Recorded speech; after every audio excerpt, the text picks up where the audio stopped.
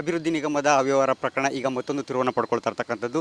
ಈಗ ಮೊದಲನೇದಾಗಿ ನಾಗೇಂದ್ರ ಸಚಿವ ಅವರ ರಾಜೀನಾಮೆಯನ್ನು ಪಡೆಯೋದರಲ್ಲಿ ವಿರೋಧ ಪಕ್ಷ ಯಶಸ್ವಿಯಾಗಿರ್ತಕ್ಕಂಥದ್ದು.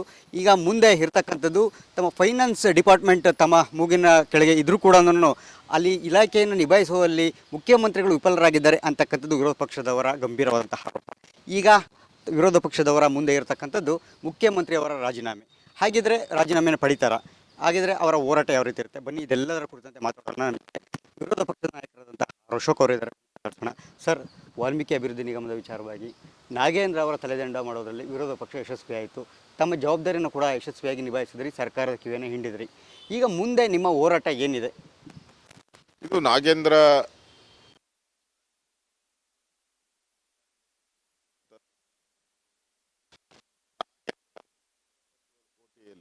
ಸ್ಮಾಲ್ ಅಮೌಂಟ್ ಅಷ್ಟೇ ಅವ್ರದ್ದು ಶೇರ್ ಇರೋದು. ಮೇಜರ್ ಅಮೌಂಟ್ ಅಂತದ್ದು ಮುಖ್ಯಮಂತ್ರಿಗಳೇ. ಯಾಕಂದರೆ 187 ಕೋಟಿ ಏನು ಸಣ್ಣ ಅಮೌಂಟ್ ಅಲ್ಲ.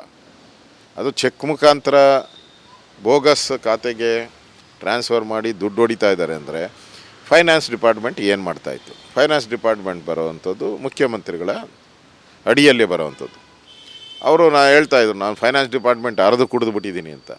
ಈಗ ಹೆಂಗೋವನ್ನು ವಿಧಾನಸಭೆ ಅಧಿವೇಶನದ ಒಳಗಡೆ ನಾವು ಮಾಡ್ತೀರಿ. ಇದು ಇಡೀ ಬ್ರಹ್ಮಾಂಡವಾದಂಥ ಒಂದು ಸ್ಕ್ಯಾಂಡಲ್ಲು. ಇಡೀ ದೇಶವೇ ನೋಡ್ತಾ ಇದೆ. ದಲಿತರ ಹಣನೂ ಬಿಡಲ್ಲ ಈ ಕಾಂಗ್ರೆಸ್ ಅವರು ನುಂಗಾಕ್ತಾರೆ ಅಂತ ಹೇಳಿದ್ರೆ ಇನ್ನೆಷ್ಟು ಚಂಡಾಳ್ರಿ ಅವರು ಇದ್ದಾರೆ ಅಂತ ರಾಜ್ಯದ ಜನ ಮಾತಾಡ್ತಾ ಇದ್ದಾರೆ. ನನಗನ್ನಿಸ್ತಾ CBIನೂ ಕೂಡ ಈಗ ಎಂಟ್ರಿ ಆಗಿರೋದ್ರಿಂದ ಇವರು ತಪ್ಪಿಸ್ಕೊಳಕ್ಕೆ ಸಾಧ್ಯನೇ ಇಲ್ಲ. ಅದಕ್ಕೆ ನಾವು ಸಿದ್ದರಾಮಯ್ಯನವರ ರಾಜೀನಾಮೆ ಆಗ್ರಹ ಮಾಡಿ ಪಕ್ಷದ ವೇದಿಕೆಯಲ್ಲಿ ಮತ್ತೆ ಸಭೆ, ಯಾಕೆಂತಂದ್ರೆ ತಾವು ಮುಖ್ಯಮಂತ್ರಿಗಳ ವಿರುದ್ಧ ಈಗ ತಿರುಗಿ ಬೀಳ್ತಿರ್ತಕ್ಕಂಥದ್ದು ಗಂಭೀರವಾದಂಥ ಹೋರಾಟ ಆಗಿರಬೇಕು. ಹಾಗಾಗಿ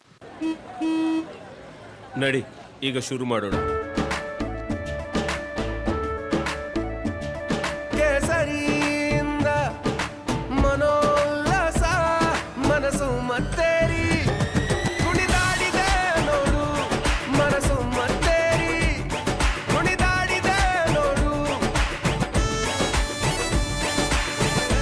ಕ್ಷಣ ಕ್ಷಣವೂ ಆಚರಿಸಿ ಕೇಸರಿ ಹಬ್ಬ. ವಿಮಲ್ ಬಾಯಲ್ಲಿ ಹೇಳಿ ಕೇಸರಿ. ಪಕ್ಷದ ವೇದಿಕೆಯಲ್ಲಿ ಇದ್ರ ಬಗ್ಗೆ ಈಗ ಚರ್ಚೆ ಮಾಡೋಕ್ಕೆ ತೀರ್ಮಾನ ಮಾಡಿದ್ದೀರಿ. ಒಂದು ಚರ್ಚೆ ಆದಮೇಲೆ ನಾವು ಮುಂದಿನ ಹಂತದ ಹೋರಾಟ ಮುಖ್ಯಮಂತ್ರಿಗಳು, ಯಾಕಂದರೆ ಇದರಲ್ಲಿ ಒಬ್ಬೇ ಮಂತ್ರಿ ಅಲ್ಲ, ಈಗ ಮಾಧ್ಯಮದಲ್ಲಿ ಹರಿದಾಡ್ತಾ ಇರೋವಂಥದ್ದು ಇನ್ನೂ 3 ಜನ ಮಂತ್ರಿಗಳು ಇದರಲ್ಲಿದ್ದಾರೆ. ಅವ್ರ ಚೇಂಬರಲ್ಲೇ ಮೀಟಿಂಗ್ಗಳಾಗಿದೆ, ಅವರೇ ಸಮಾಧಾನ ಮಾಡಿದ್ದಾರೆ, ಅವರು ಇನ್ವಾಲ್ವ್ಮೆಂಟ್ ಇದ್ದಾರೆ, ಅವ್ರಿಗೂ ಇದರಲ್ಲಿ ಪಾಲು ಹೋಗಿದೆ ಅಂತಲೂ ಇದೆ. ಮತ್ತು ಬೇರೆ ಕೆಲವು ಇಲಾಖೆಗಳಲ್ಲೂ ಕೂಡ ಅಕ್ರಮ ನಡೆದಿರೋವಂಥ ವಾಸನೆ ಬರ್ತಾ ಇದೆ. ಎಲ್ಲನೂ ಕೂಡ ಬೇರೆ ಇಲಾಖೆಯಲ್ಲೂ ಕೂಡ ಈ ಥರ ಸ್ಕ್ಯಾಂಡಲ್ಸ್ ಆಗಿರುವಂಥದ್ದು ಗಮನಕ್ಕೆ ಬರ್ತಾ ಇದೆ. ಅದನ್ನು ಕೂಡ ಮುಂದಿನ ದಿನಗಳಲ್ಲಿ ನಾವು ಹೋರಾಟವನ್ನು ತೆಗೆದುಕೊಂಡವರಿದ್ದೀರಿ. ಏನಾದರೂ ತಮ್ಮ ಹೋರಾಟ ಯಶಸ್ವಿ ಆಗದಿರೋ ಅಧಿವೇಶನದಲ್ಲಿ ಯಾವ ರೀತಿ ಇರುತ್ತೆ ನಮ್ಮ ಹೋರಾಟ? ಅಧಿವೇಶನದಲ್ಲಿ ನೋಡಿ, ನಮ್ಮ ಟಾರ್ಗೆಟ್ ಇರೋವಂಥದ್ದು ಮುಖ್ಯಮಂತ್ರಿಯ ಫೈನಾನ್ಸ್ ಡಿಪಾರ್ಟ್ಮೆಂಟಲ್ಲಿ ಆಗಿರುವಂಥ ಘಟನೆ ಇದು.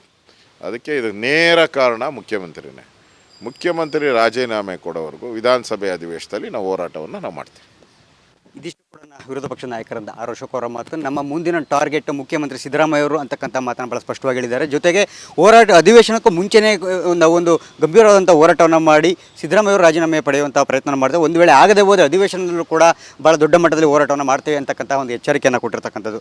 ನೋಡೋಣ ಮುಂದಿನ ದಿನಗಳಲ್ಲಿ ಮುಖ್ಯಮಂತ್ರಿ ಸಿದ್ದರಾಮಯ್ಯ ಅವರು ಇದರ ಹೊಣೆಯನ್ನು ಹೊರ್ತಾರಾ ಅಥವಾ ಯಾವ ತಿರುವನ್ನು ಪಡ್ಕೊಳ್ಳುತ್ತೆ ಅಂತಕ್ಕಂಥದ್ದನ್ನು.